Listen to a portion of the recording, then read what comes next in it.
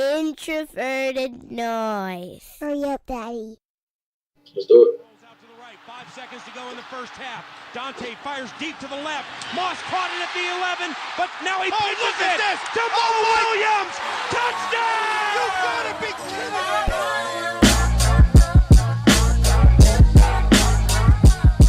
All right, ladies and gentlemen, welcome back to another episode of the Climbing the Pocket podcast. I am your host, Jason Brown. You can find me on Twitter at BrownJason.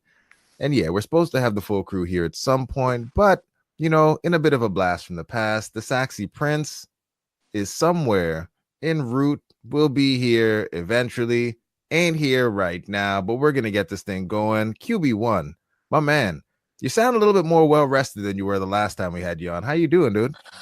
I'm good, man. I am a little bit more well-rested. You know, season's quickly approaching. I'm excited to dive into some Viking stuff today. All right. Wide receiver 1. How's your Spanish, man? It's getting good. My wife spending 3 years in Spain really helps me. Good stuff. You're picking up on all the commentary? Yeah. Yeah. For background there, Myles is currently watching Teddy Bridgewater play in Spanish. I'm not sure why you're spending all this time watching the former Vikings quarterback play. I know, I just gotta get over it, right? You really need to get over that. But we're going to keep this thing moving along. We got a great guest coming on to talk about the Jaguars here. But before we get him on to talk about all that, to preview this upcoming game, you know we got to talk about it here. The GQ article with Jalen Ramsey. JR, man, when those quotes started coming out before the article even really dropped, and then after the article came out and you were able to go through the whole thing and really dig into, you know, the mind of Jalen Ramsey, but also his thoughts and his, I guess we'll say, courage or lack of word we can't use on the show to give his just honest, unvarnished opinion about basically every quarterback in the league. What were your thoughts about him as a player, and then just that article in general? I'll say I loved it, but what are your thoughts in general about it all? I thought it was pretty entertaining, and some of it was kind of accurate, but it's pretty funny seeing like how other players really view other players from around the league that they go against, and it's something that we rarely get. We rarely get unfiltered answers from certain players, but when we get those unfiltered answers, people seem to complain about it when a player is truthfully honest, and that's exactly what Jalen Ramsey was. And that's not to say he was right about a lot of the quarterbacks, but it was just his honest opinion, and there was a wide range of variety from future MVPs to saying quarterbacks are complete trash. But I thought it was very entertaining, and he's sort of trying to be this generation's Deion Sanders-like type of corner, a guy that's very elite and not scared to be outspoken. And he's quickly trying to ascend to be that type of guy, but I find it very entertaining, and I love players that are unfiltered and truthfully honest. Man, I love that. And so, man, you said he wasn't accurate on all of them. I felt like he was pretty close, like when you kind of broke down the little bits. Which one did you feel like he was most accurate on? And then which one did you feel like he was the furthest off on? Well, I don't have all of them in front of me, but I think the one he was most accurate on was Joe Flacco. I'm not a huge Joe Flacco believer at all, and y'all know how I feel about Joe Flacco. I think, of course, he was a Super Bowl MVP, but he hasn't done much since he's gotten that award, whenever year that was, a couple years ago, a while back now, actually. And he said Kirk Cousins is a winner. I know that's kind of controversial, but Kirk Cousins hasn't really been much of a winner to this point in his career, but QB wins is not a stat. And I thought he was accurate about Carson Wentz. I think he said he was a future MVP, and I think he said Deshaun Watson was going to be a future MVP as well. If he stays healthy, I think both of those guys are capable of one day being those type of players. Okay, and do you remember any of them? I know obviously you don't have it right in front of you, but any of them where you just read and you're like, come on, Jalen, like, what are you doing here? Like, were there any of them where you were just like, man, this is completely wrong, just based on kind of where he fired it off from? I think you said Stafford and Matt Ryan were overrated, and I think both of those guys are pretty good quarterbacks in the NFL, so I don't think they're overrated at all. Look at that. You went. I like how you did that right there. You went ahead and calmed Myles down before he got on the mic, because you know if you didn't go ahead and throw some love towards Matt Ryan, Myles is going to come in here and take over the whole rest of the show. But Myles, hop on in, man. I know that you had some thoughts about this article because we talked about it for quite some time. What were your thoughts about it in general? How do you feel about trash talk? And then I guess what are your thoughts about players just, taking the things that obviously are said in the locker room right now and just, being okay with saying them out loud so everyone knows? Yeah, I mean, I'll start with the fact that we know Jalen Ramsey is who he is. This is the type of guy he is. He's not afraid to. He's not going to shy away from his thoughts, his opinions. I like that about him. I like the cockiness. I love that aspect of a cornerback, or for me, any player that's as a pro athlete, because you have to have confidence. Like, you need to be this confident guy. You need to be someone that knows you're better than the people you're playing against. Because if you're not, it's it's gonna be hard to actually be better than the players you're going against. So I love that mentality from him. I'm all for these guys speaking up and not doing it, so to speak, that coach speak, where they just say what they think the PR team and the coaches think they should say to be nice. Like, forget that. Like, go out and say what you feel. Like, what does it hurt? Like, it's not going to change a player or a team doing what they do against the Jaguars or Jalen Ramsey. I mean, he's one of the top cornerbacks in the league anyway, so they're not going to target him much anyway. So, I mean, it is what it is in that sense. So I love it. I'm all for it. I don't agree with the Matt Ryan observation or the Ben Roethlisberger one for that matter. I'm not saying that Julio Jones doesn't make Matt Ryan better or that Antonio Brown doesn't make Big Ben better, but for the most part, we'll start with Big Ben. Big Ben has been doing his thing since 2003. So he's been doing it before Antonio Brown. He's won 2 Super Bowls without Antonio Brown. So I'm not going to put that, not that, like I said, it's not that he doesn't help him out at all. Like, he does definitely, but like Ben Roethlisberger has been good for a long time. Matt Ryan won an MVP. Like, to me, he's a top 5 quarterback. Obviously, Julio Jones, like I said, is going to help him out. Like, what is he supposed to do? Get rid of one of the best receivers in the league just because he needs to prove a point? Like, no, come on now. Like, that's always been ridiculous to me. The fact that these guys need to, like, they shouldn't. They can only play so well because of the players around them. Like, it's the NFL. Like, you're going to have really good players around you for the most part for most guys. So, like, that's a good thing. The better players around, the more players you have around you that are good, the better. So now if he's not playing well without him, that might change your story a little bit. But he hasn't really played much without him. So it is what it is. So I'm a big Matt Ryan fan. Jalen Ramsey doesn't have to be. Like, it is what it is in that sense. Like, he doesn't have to be a Matt Ryan fan. Like, you heard him talk. Jalen Ramsey is funny because he said everything he wanted to out of his mouth until he talked about Blake Bortles. And then the second he brought up Blake Bortles, he went to coach speak. Because he has to deal with the dude in the locker room. No, I get it. I mean, come on. Yeah, he's not going to go and toss his in practice he gives it to Blake Bortles. Does he? I feel like in practice they probably give Blake Bortles. Like, because, like, I'm all for it. Like, you know me, I'm all for him saying his mind. Say it how it is, but, like, bro, like, he flipped that real quick once he talked about Blake Bortles, like, and that's fine. Like, you do what you got to do because you got to keep that relationship 100. But it was just funny to me. Just wait for them to once they trade for Teddy, though, it'll be all right. They'll figure it out. I'm with you there on the legacy achievements of Big Ben, but he might be onto something since Big Ben fell down and gave himself a concussion in practice. Yeah, for sure. I mean, Jalen might have been able to see the future. We talking about why he's not at practice though, or what?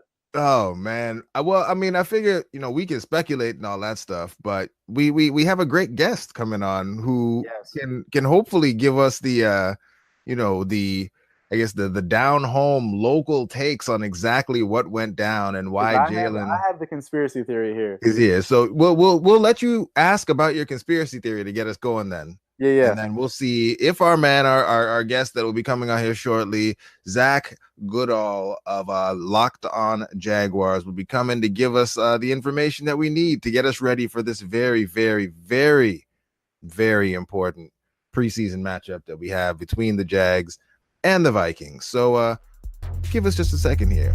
We'll be right back with Zach. And then right here, I'm going to be like, yo, we're going to go talk to our guest. All right, ladies and gentlemen, we are back. We found him, computer updated, ready to go. Zach, how you doing, man? Doing real good. Appreciate you guys having me. As you mentioned, computers suck. They decide to update right when they absolutely do not need to. So sorry for the inconvenience on that, but glad to be here. It's all good, man. We are glad to have you. And listeners, if you don't know, we have Zach Goodall on. He is the host of Locked On Jaguars. Where else can they, I guess, listen to your voice, read your work? As you said, you guys are in a place. You long-suffering Jaguars fans are in a place now where it's fun to talk about the team. So I'm sure you got a lot of stuff out there. Where can we find your work? You can find my stuff all at Locked On Jaguars. We have the podcast. We also have a website where we get a lot of content written and put out. Been covering the Jags with them for the past year or so. I originally came from Big Cat Country, part of SB Nation. Do a little bit of side work as well. Starting to cover some college ball and the UCF Knights, which makes me a big fan of Mike Hughes, as me and JR talked about on my pod the other night, as well as a little bit of work with the Orlando Magic on OrlandoMagicDaily.com. So be sure to follow along. You guys can pretty much find all of my stuff at Zach_Goodall on Twitter. Oh, awesome, man. And again, thanks for coming on with us tonight. And I feel like what the first thing we want to know about here is we'll not necessarily the article right away, but like what happened? Why isn't Jalen in Minnesota? It was complicated at first. The whole thing goes back to Dante Fowler, and it all is kind of a solid summary as to why he's not going to be back in Jacksonville after this year. They won't have the money to pay him whatever he thinks he's probably worth, being a guy who last year, despite being in kind of a schemed pass rushing role, he had 8 sacks. He's a young guy, real athletic, a lot of potential that I'm sure a lot of teams would see in him that would be willing to give him some money on the market. But I don't think Jacksonville is in the position to pay him that. And another reason why they won't is his maturity issues. He's continually proving that he's not too much of a grown man considering where he should be right now in his career, especially in a locker room headlined by Tom Coughlin and Doug Marrone. And the other day, he started getting into a little bit of a fight with not only teammate, but position mate and a guy who took his starting job after his first career start in Yannick Ngakoue, the very, very flashy pass rusher that the Jaguars have had. Now going into year 3, already has 20 sacks to his name. And there were like 2 different outbreaks between them fighting in the same practice. Ramsey came up. He tried to break up the fight. He saw a reporter from the Florida Times-Union, Philip Heilman, recording the fight and on camera yelled, "Turn that shit off." I don't know if we're allowed to curse on here, so I'm just quoting. That's all. Yeah, you're good. You're reporting the news. This is a family pause, Zach. Yeah, that's my bad. But you guys can blame Jalen Ramsey for that. That wouldn't be the first time he's cursed on camera. But he says that it gets people kind of riled up. A lot of mixed opinions. A lot of people were saying Philip was doing his job. A lot of people were saying Philip should have been fired for recording that fight, which I don't really understand. But Philip continued to record it. He put it on his Twitter. And immediately after that, Ramsey came out and tweeted at him pretty much saying, like, you messed up. You knew you shouldn't have posted that. We've got a little something for you guys. And pretty much the media should kind of watch their back. Not as much a threat, more so, we're not going to be friendly with the media. And I don't think the Jaguars like that at all because it was within like an hour. He was suspended for the week as well as Fowler for his role in the fighting. And that's why Ramsey isn't there. Love Jalen. Love how he just likes to mouth off. And you mentioned the article and that interview with GQ shows just how great he is when he's mouthing off. But I think this is really the slap on the wrist that will make sure for him to realize, there's a time and a place to mouth off. Okay. Zach, hear me out here. I got a conspiracy theory on why Jalen Ramsey is really not in Minnesota this week. So hear me out. Hear me out on this.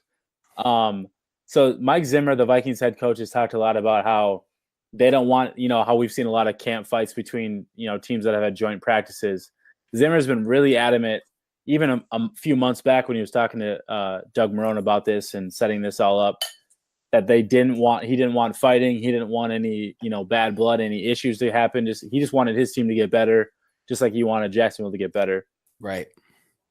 I believe that they came to the point that they were looking for any excuse to tell Jalen that he couldn't come to Minnesota because they were worried that they couldn't keep him under wraps for talking shit, getting into scuffles. Because, like we got Stephon Diggs. Stephon Diggs is the type of guy that's going to talk. He's not going to put up with that from Jalen, just like Jalen's not going to put up with it from Stephon. So I feel like they were like, hey, we'll look for any excuse to kind of keep him at home, make sure that, we don't have any issues, because he's one of those guys that, is that wild card. Like, I love the way Jalen is, but like they wanted to make sure that there wasn't going to be any issues, no problems, and they know that Jalen's kind of that wild card that he might create that. You know what I'm saying?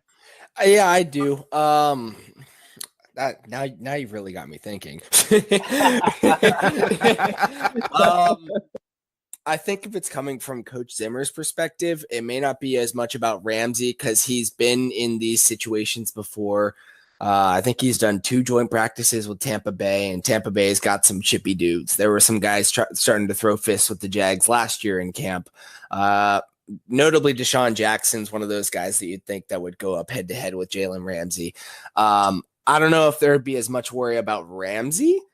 I do think there would be with Dante Fowler, considering I definitely agree with you that this is Zimmer's perspective. Like, he doesn't want that type of drama, and that's awesome that he's really looking out for his team like that. Dante Fowler is more of the dude that will, whereas Ramsey will be a talker and physical on the field, Fowler just likes to go after people and cause fights because he was in the 2 with, like I said, his own position mate. On top of during the same practice in the middle of team drills, he also started going at it with like 2nd or 3rd string tight end James O'Shaughnessy. He's done it before. He's had plenty of issues with maturity off the fild. That's why he's suspended. Hold up. Yeah. Is Dante Fowler the same dude who threw that man's groceries into the water? Yep. Oh, wow. Okay. That's why he's missing week 1. Okay. All right. Okay. I understand what we're dealing with now. Okay. Yeah. He's a character. I'll tell you that. He right after the suspension came out, he put on God, I can't remember the name of the rapper, like Young Nudie or something. This is very Fowler like he's done stuff like this in the past. He goes on his Instagram and puts on his story a song by Young Nudie. I can't remember what it was. There were a lot of things in that song that I'm not allowed to say. But you could very much get a vibe. It was everyone's against me and I know it. He went on Twitter the next day and said they hated Jesus too, and he eventually deleted that tweet. But that's a good tweet. Good tweet. this is Dante Fowler for you, man. He's interesting. Okay. All right. Well, hey, Myles, maybe there's a little something. Maybe it's not Jalen. Maybe there's a little something to your conspiracy theory there. I wouldn't be shocked. Okay. All right. Well, next very, very important question that we have for you here is, why haven't the Jags traded for Teddy Bridgewater yet? See, I think that'd make a lot of Jags fans happy. I also think it'd make a lot of Jags fans mad because this fan base is still so split on Bortles. Because, I mean, it's not really seen outside of Jacksonville. And maybe it is because despite Jacksonville being such a big city, it is such a small city, like big area-wise, but at the same time, someone in every part of town. And everyone really looks into, like, the personality of their quarterback. And everyone loves Blake Bortles here. They might hate him on the field and demand that the team trade him, but they still love him just because he brings the mantra to the team of what everyone calls just that Duval character, like just an easygoing guy that everyone loves. At the same time, back in that 2014 draft, the fan base was split about 33%, 33% on Bortles, being the UCF guy, not too far away, about 2 hours away. Teddy Bridgewater, the most polished-looking quarterback of the big 3, and Johnny Manziel because, he's the badass that everyone wanted to bring swagger to Jacksonville after like 6 drafts straight in the top 10. So I think it'd make a lot of fans happy if the Jaguars were to have taken a flyer on Teddy Bridgewater. There were a lot of people calling for it this offseason when he hit the market. I just don't know what the Jets would want to give, like, what back for Bridgewater at this point. It might not be much, like, whatsoever. Darnold started their game tonight, but the Jaguars do seem happy with Bortles' progression at this point. They seem happy with their number 2 in Cody Kessler. He's only thrown the 1 interception since camp started, and that was today in the joint practices against the Vikings. So at that point, you know, Teddy's competing for a number 2 spot here as well.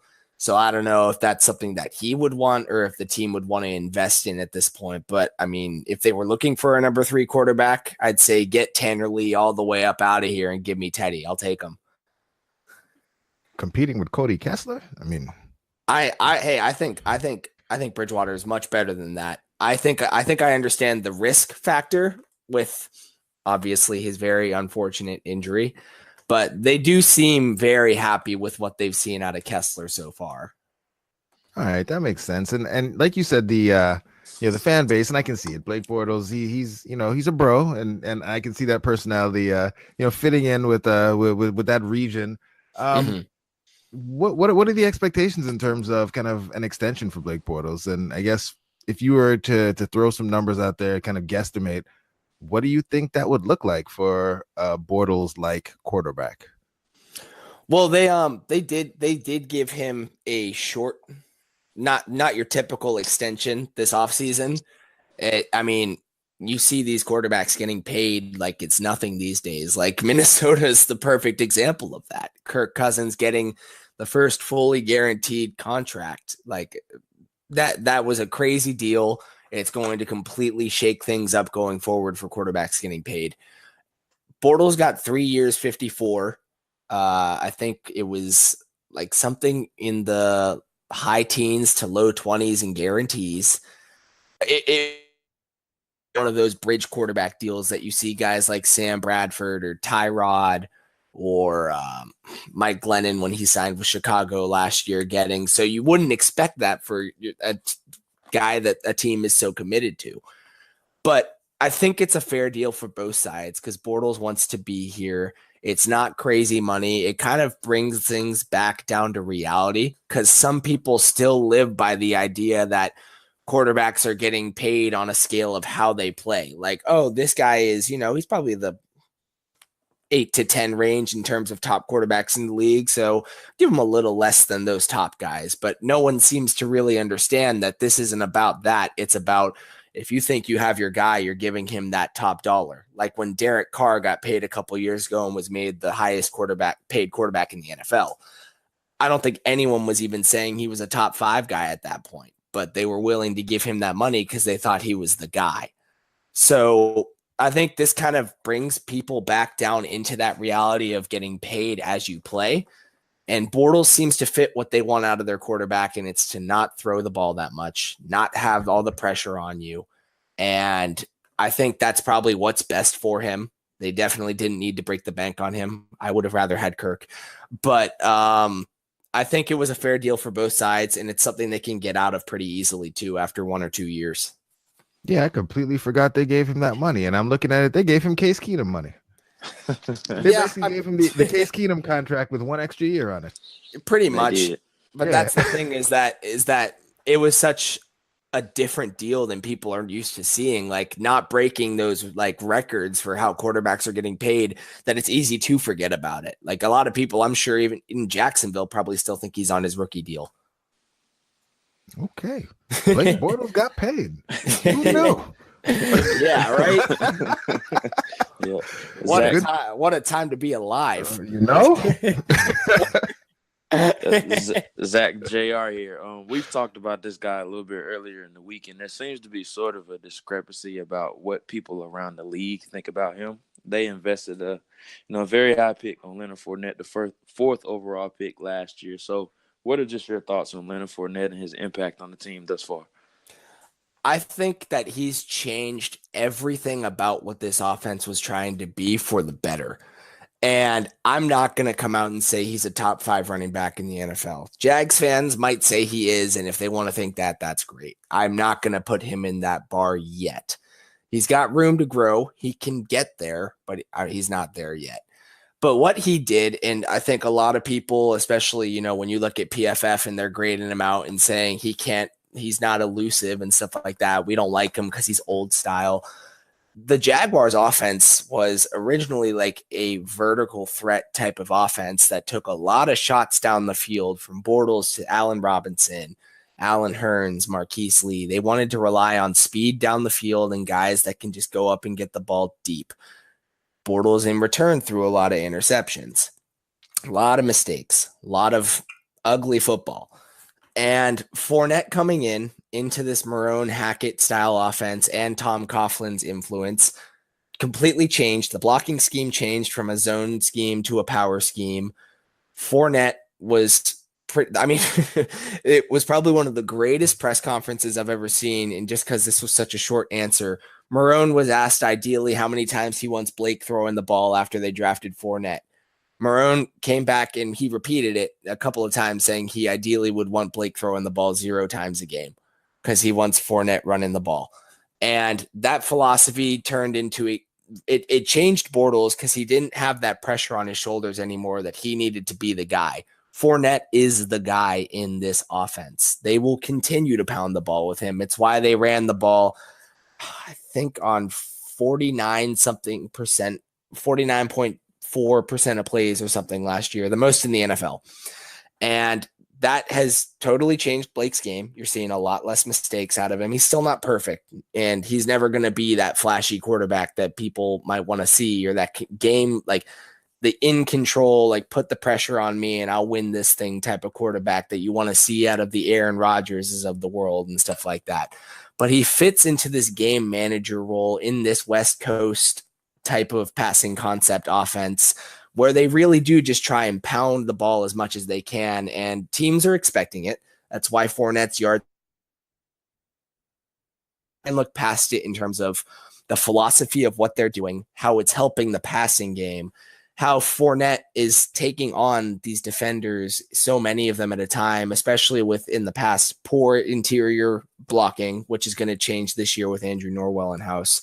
And all in all, I think this philosophy change has been incredible for the offense. And I think Fournette's just going to continue to thrive in it. And the offense can really be a two-way team a lot differently than we're seeing across the rest of the NFL right now. Yo, JR, I know I joked about it a little bit earlier today, but I'm going to need you to go start throwing some footballs through the tire in the backyard. This man, they said they want him throwing 0 times a game, and he got $26 million guaranteed at signing. So I'm gonna need you to get out there and start working out, my man. You saw the divisional game against Pittsburgh. They ran the ball right down their throat. Bortles didn't have to do anything but get out the way and hand it off to Fournette. Can you still hand off the ball? Yeah, you still got that footwork? Yeah, I got that. You could be like shotgun or under center, either one. You could be like Chase Daniel. I mean, he thrown like 10 passes in the past 5 years and made like $40 million doing it. Yeah. Great work if you can get it. Zach, quick question for you. So, talking about offense a little bit, and how basically the team doesn't want Blake Bortles to throw the ball at all. Speaking of like receivers, though, how have the receivers looked so far in camp, and who stood out to you? And for me, what's a guy like Dante Moncrief? How's he look so far? It's been something worth watching for sure because I mentioned guys like Robinson and Hurns and Lee 2 years ago. Everyone and their mother in Jacksonville thought that Robinson and Hurns for the foreseeable future, and Lee wouldn't make it out of his rookie contract. All 3 of their rookie contracts are expired, and Lee is the only one left standing. So it was a lot of shake up this offseason, seeing them both go, seeing that second-year guys, one of them being a previous undrafted free agent, and Keelan Cole and Dede Westbrook having to really step up going into their second year, adding Dante Moncrief and drafting DJ Chark. Totally different receiver room, especially for a guy like Bortles who's been so inconsistent. You're really hoping this doesn't mess him up. So far, it hasn't. I've seen a lot of growth out of Dede. I think he's really filling in for what Hearns was in a possession type of guy. You can trust him in conversion type of plays. Short to intermediate routes, he's really starting to grow and create separation and make flashy plays. Marquise Lee is the same as ever. He's going to be the guy that Blake trusts the most across the middle of the field. He's that guy that he can check down to no matter what. Dante Moncrief has been really limited. He was dealing with an ankle injury for about 4 or 5 practices, but before that and a little bit after that, you're starting to see him and Bortles connect really well. They've notably hit on a lot of corner routes. He's a guy that you're going to see a lot of work happening on the outside, specifically in the red zone area. I think you're going to see a lot of clicking there. Keelan Cole was kind of a deep threat last year, averaged, I think, nearly 18 yards per catch, which is close to top in the league, if not top in the league. But you're starting to really see a lot of the intermediate routes starting to develop. A lot of the short routes are starting to develop compared to this time last year. Like, you were only seeing him connect with, like, from Bortles on 9 routes. He would only be able to go deep. You saw nothing else out of him. So the growth all around has been really good. The most impressive guy to me has been DJ Chark. I don't know exactly what you guys thought about him coming out, but when I watched his film, not a lot good. Not a lot good. Yeah, I saw a project. I saw intangibles. I saw a lot of cleaning up that needed to happen. I thought that his route tree was really shaky. He only had like maybe 2 routes that I thought he really could perform well. And I thought he could adjust to balls really well, but needed to do better separating, needed to be able to break into his routes a lot cleaner rather than just relying on speed. And I thought this could be like a 2-year project for Keenan McCardell. It was going to be his biggest project to date as the Jaguars receiver coach. And so far, he's been a star.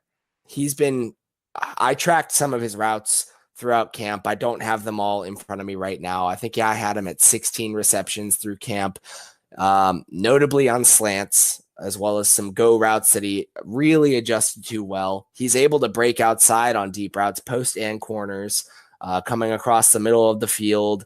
Just pretty much everywhere that he's been targeted, he's been consistently separating really well. There were some reps that we saw with him against Jalen Ramsey and AJ Boye in one-on-ones where he mossed Boye. He was able to cleanly separate on a slant route against Ramsey and, just beat him on a red zone fade route in the back of the end zone, which is not something you normally see against Ramsey. Ramsey's normally very physical at his point of attack, able to go up and get that ball, and Chark beat him, and Ramsey was very visibly pissed. So you've seen a lot of really quick growth out of him.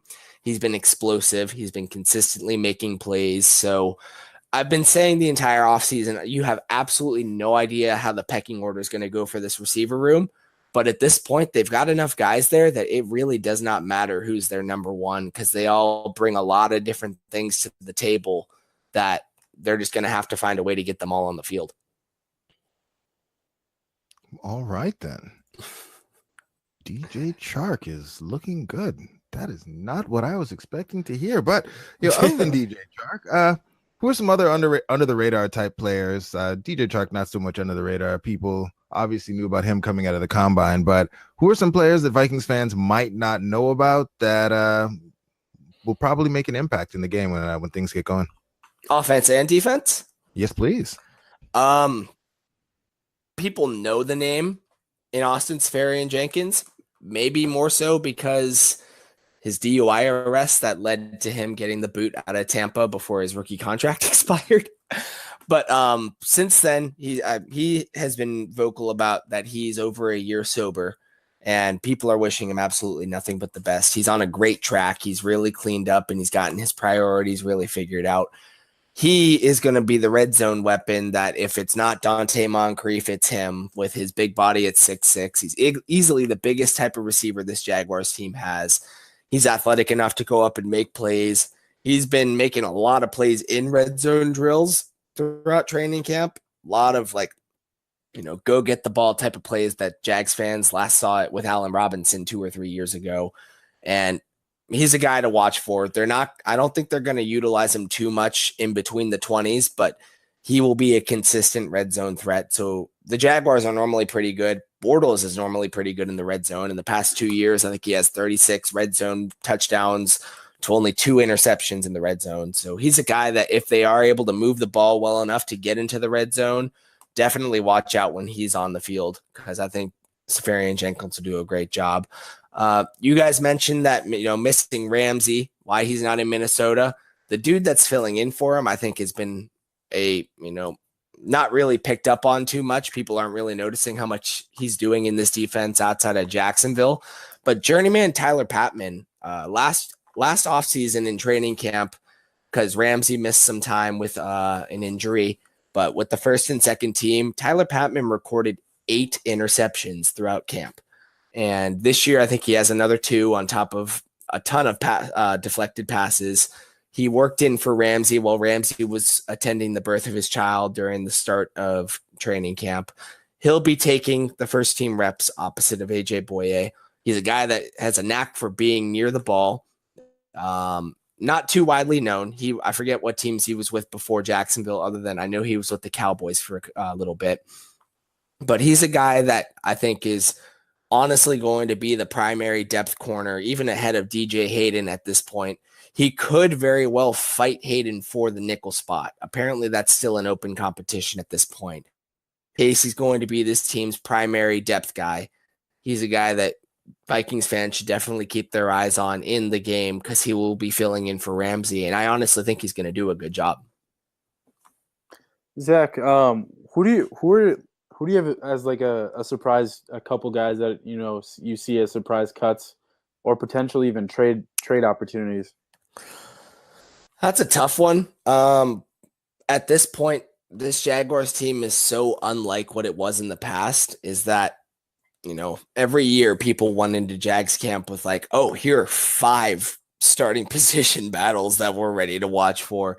And I think there might have, I wouldn't even consider there to have been a true starting position battle at this camp this year. People thought right guard would be, but there was never any competition. The coaches have had AJ Cans back. People thought Sam linebacker would be, and I guess that was the closest one to it, because there were a couple of guys getting Sam reps and just no one expected them to be there. But since day one, it's been Leon Jacobs, the 7th round rookie out of Wisconsin. So all in all, starting position battles really haven't been any. So I don't really know if there's any guys that are going to come out and be like a shock cut or trade at this point. I think the Jaguars should field calls for Fowler, just because I don't think he's getting paid by this team. I don't think they're able to do it. They've got a starter at his position.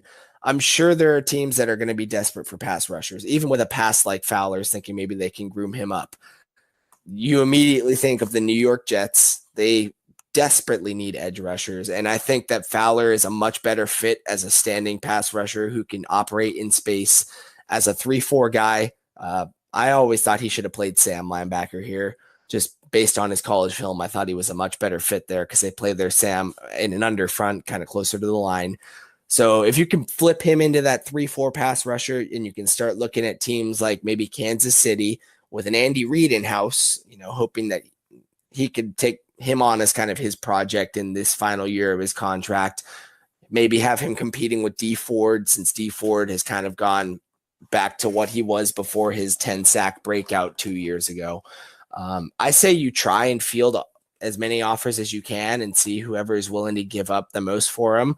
It just, you really got to see if any teams would be willing to give something up for Fowler. Otherwise, I don't know if there's going to be too many surprises. Zach, just like we do with all of our guests, before we let you go, we have to get a season prediction. And do you think they're going to do better than what they did last year? And if you had to guess right now, what do you think their final record is going to be and how their season is going to finish up? So I guess my answer is yes and no to if they're going to do better than last year. And what I mean by that is, I think I've been saying this since the draft came and went, is I think they're going to repeat their record of 10-6. I maybe plus or minus 1, but I do think that's what they're going to hit. But I think that's better than last year, because last year they had incredible injury luck. They lost Allen Robinson at the start of the season, and really the offense looked better than it had in years past. So I wouldn't even consider that to be something that bad. And now Robinson's gone, so That's just kind of, how much are you truly missing out of him at this point? Other than that, I mean, the only two starters that are notable that I can think of that missed time during the year was Brandon Linder for maybe 2 weeks, Telvin Smith for maybe 2 weeks, and otherwise they were fine. The division was as soft as ever, even with the Jaguars being a much better team. Houston ended up losing Watson and went downhill from there. The Titans weren't as good of a team as their record says, even though they did beat Jacksonville twice. So I guess I can't really talk too much, but we saw that there were a lot of inefficiencies in that team, and that's why they made such a big shakeup this year, bringing in Mike Vrabel, replacing Malarkey. They're going to be changing a lot, and I think they're going to be much better this year with a better staff. I think Houston will be much better being fully healthy as long as Watt can stay healthy, Watson can stay healthy, all those guys can stay healthy down there. If Andrew Luck is able to perform even at half of what he was doing before he suffered an injury, that still makes him a pretty good quarterback, because he really was one of the best in the league before he got hurt. So suddenly you're talking about a fierce AFC South if it can go the way that each fan base is hoping that it could go, which there's a strong chance of that happening. The Jaguars also have a much tougher schedule this year. They had one of the easiest in the NFL last year, and this year it gets much tougher. You've got New England, you've got Pittsburgh, you've got the Eagles. Like, those three teams right there, they played Pittsburgh last year in the regular season, but you put those three together and that's harder than anything they had to do last year. So considering their luck with injuries, considering the division, considering the schedule, things are going to be much harder for this team this year. So if they're able to replicate what they were able to do on such an easy schedule, and dice really rolled their way last year, if you get that repeated record, I'd still consider that to be a lot of improvement. All right, Zach, thank you. You have been a phenomenal guest. I can hear the years of repressed sadness that are just, it's coming through, like the happiness and the joy that you have with the Jags now being good. It's pouring out of you, and it's awesome. It made for a great show. Thank you for coming on. Thank you for fighting through the computer issues. And you made it through all the questions we have for you, man. So I guess you can get back to your evening of enjoying all of this excellent preseason football that's currently on the television. Oh yeah. I appreciate you guys having me on. I got to say the same thing to you guys, because I know the Vikings have had a little bit more ups than the Jaguars have, but I can't pretend like everything was perfect. And now suddenly things really are starting to look that way, with Kirk Cousins being that cherry on top. So same thing to you guys, hoping for the best for the Vikings going forward as well. Well, all right. We'll meet in the Super Bowl and figure this thing out. That is right. I'm ready. Let's do it. Well, thanks, man. Have a good night, dude. Thanks, Zach. Thank you. You too. Please hold. Please hold. All right, guys. Zach was a great guest. A lot of great information there about the Jaguars. Obviously, this is a very, very, very, very, very, very important preseason game that we have coming up here. It's going to be tough for the team to top, well, the first team anyway, to top what they did last week at Denver. And, we haven't been on since that game. So I figure we just talk about it real quick, talk about a couple of things going on, in Vikings camp, and then we can get up out of here because it is getting late.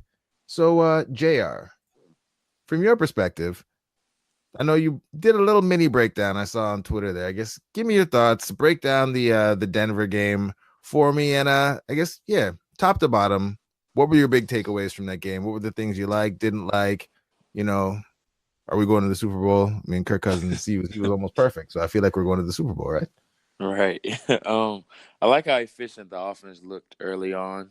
And the biggest thing that everyone wanted to see was how the offensive line would perform. I thought they did a really good job run blocking, creating some lanes for Latavius Murray, creating some explosive runs. I think he had 2 runs of 20-plus yards, so it's really good to see him break out like that and them to answer some questions early on, especially considering that they were basically patchworked at this point. We all had questions about the interior guys, and I thought most of them performed well for the most part. That was really good to see. Brian O'Neill was another pleasant surprise. He held up really well in pass protection. But Say it you again, saw, JR. I know that's your guy. Brian O'Neill is your new puppy. He's my he's my new guy, you know. Dude, He's your, graded better than Hernandez You too. and me Wow. both. Wow. he, Crazy. he had a Crazy. good game. He held up really well in pass protection. He had some struggles in the run game, though. You saw his lack of strength show up from time to time. Got pushed around a little bit, but you see his athleticism really show off when he's asked to climb to the second level and latch on to those defenders. I thought Rock Thomas played really well. He stood out. He had some explosive runs and some explosive touchdowns as well. On the defensive side of the ball, I thought they played extremely well. The first group was really good. They made Paxton Lynch look like who we all thought he was, and that's a guy that's really struggled to live up to his first round status. Just going back to the quarterback situation on the other side of the ball with the Vikings, I thought Kyle Sluter played really well, and he shined. I thought he played much better than what Trevor Siemian showed. So those are just some of the things that stuck out to me. Okay, and Myles, from your perspective, you know, JR gave us his general feelings, thoughts on the game. Who was your favorite, or what was your favorite performance that you saw overall on offense? And now, obviously, same thing for defense. Who are the standout players for you when you think back to the game? Yeah, I mean, we talked about it too. I mean, Brian O'Neill's definitely up there for me, just because this doesn't mean that he's like 100% ready to be a starter for a full season, whatever. But he's definitely a little more polished than I think we expected him to be. I know this idea that he was really raw and a project, which, yeah, he's definitely had some growing pains, you know, through the off-season work and everything like that, and up to now. And but I think he's definitely been a lot better and adjusted a lot quicker to the game, the NFL game, than I expected him to, than I think a lot of people expected him to as well. So he's definitely up there for me. Then I really thought, obviously, Rock Thomas was great. He did everything you wanted in a running back 3, and I think what the team's kind of looking for anyways. Chad Beebe was another really good player that stood out. He ran really good routes, created really good separation, and he had really good chemistry with Kyle Sloter. So I think those are probably my top 3 guys on offense. And then on defense, Eric Wilson, I think he's probably impressed me more than any player that I've seen at camp so far, in terms of second-year guys or guys that were on the team last year that didn't really have an impact on their at their respective position. That guy's been really, really good on defense and flying around the field. He's been so good to the point that I wouldn't be surprised if he's cutting into reps from Ben Gideon in base defense, and if he's, you know, not already the third linebacker off the field right now, so on the depth chart. So that's how good he's played. I can't not talk about Mike Hughes. I mean, that dude's just unreal. Like, I've been a huge Mike Hughes fan, and y'all know this, but like, it's everything and more. Like, this dude's just phenomenal. Like, his hips, he's not afraid to get dirty in the run game. His ability to track the ball. He's a ball hawk. He almost had that interception, which I know that play is a little up and down for me in terms of his positioning and everything, but like, he attacks the ball and he wants the ball. He doesn't want the dude in front of him to win. He's a dog, man. Like, I just love the way he plays.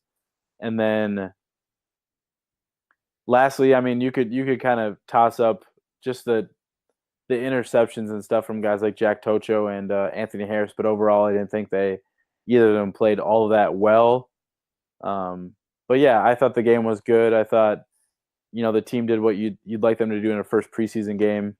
And circling back to Brian O'Neill real quick, I'm really in that sense that if he keeps progressing, what does Rashad Hill do, and what are Rashad Hill's weaknesses that Brian O'Neill like couldn't do for the reason for him not to be the starter over Rashad Hill? And I say that as in, like, we know Brian O'Neill's weaknesses. Like, yeah, he's gonna get there's gonna be some bull rushes and stuff that he's gonna have to learn to have a better anchor. But like, you see guys get around Rashad Hill with speed. You see guys bully Rashad Hill. They'll bull rush him too. And I know he's stronger than Brian O'Neill is right now. But like, the ceiling for Brian O'Neill, in my opinion, is so much higher than it is for Rashad Hill, even this season.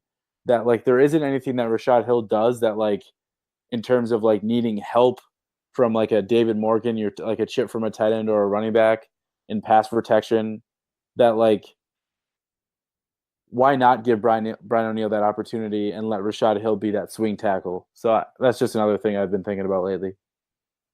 Yes, JR. Why not? Because I know you feel differently.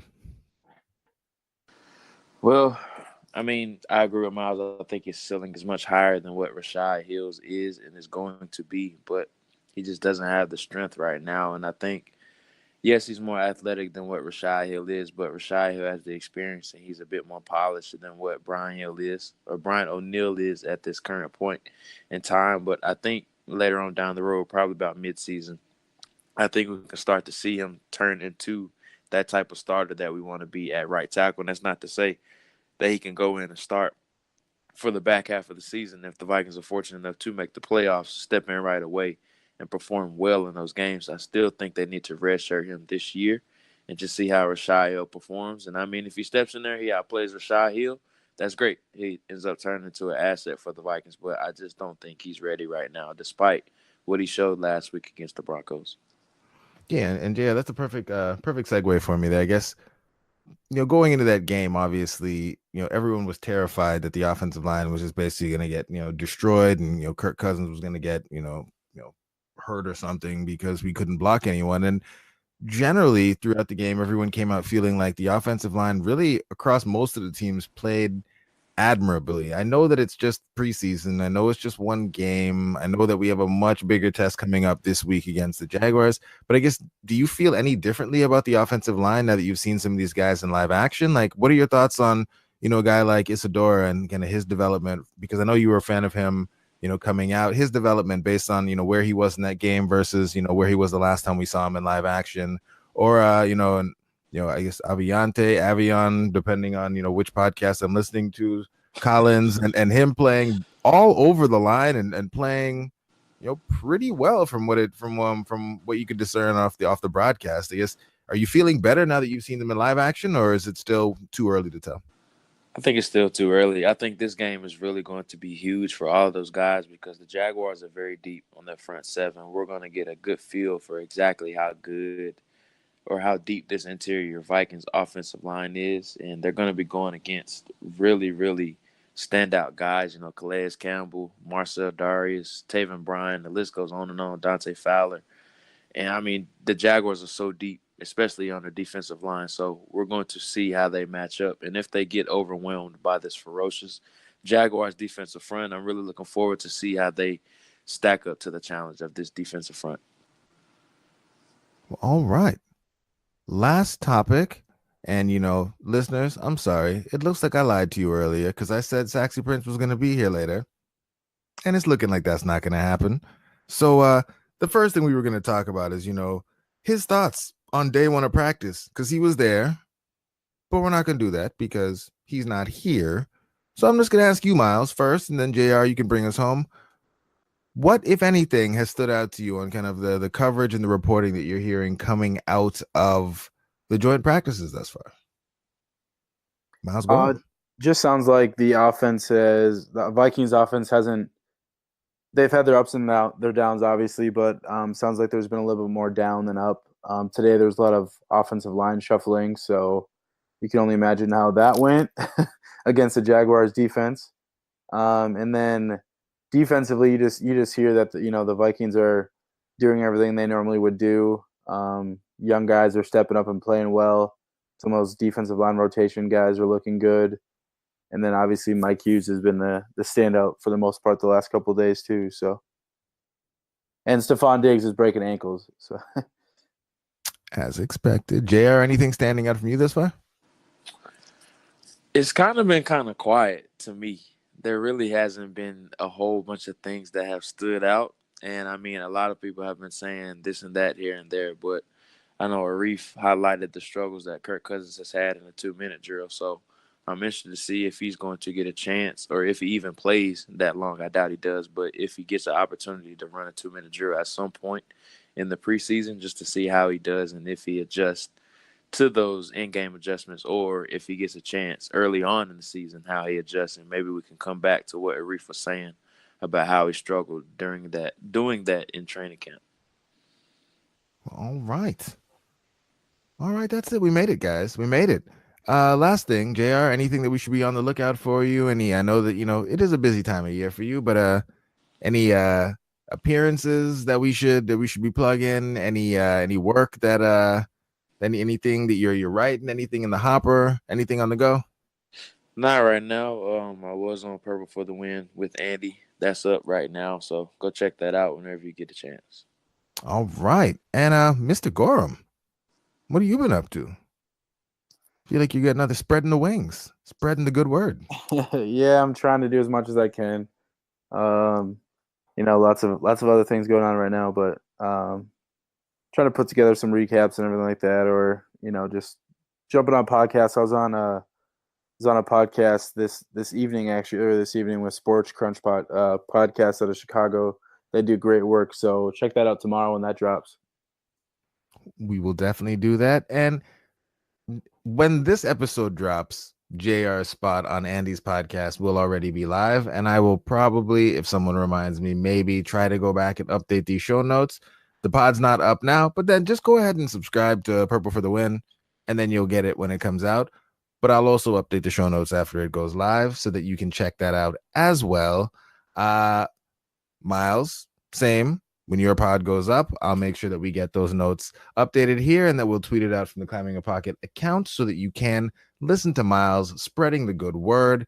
Other things you should definitely be checking out. We're super excited, thrilled to be partnering up with the Scolders podcast.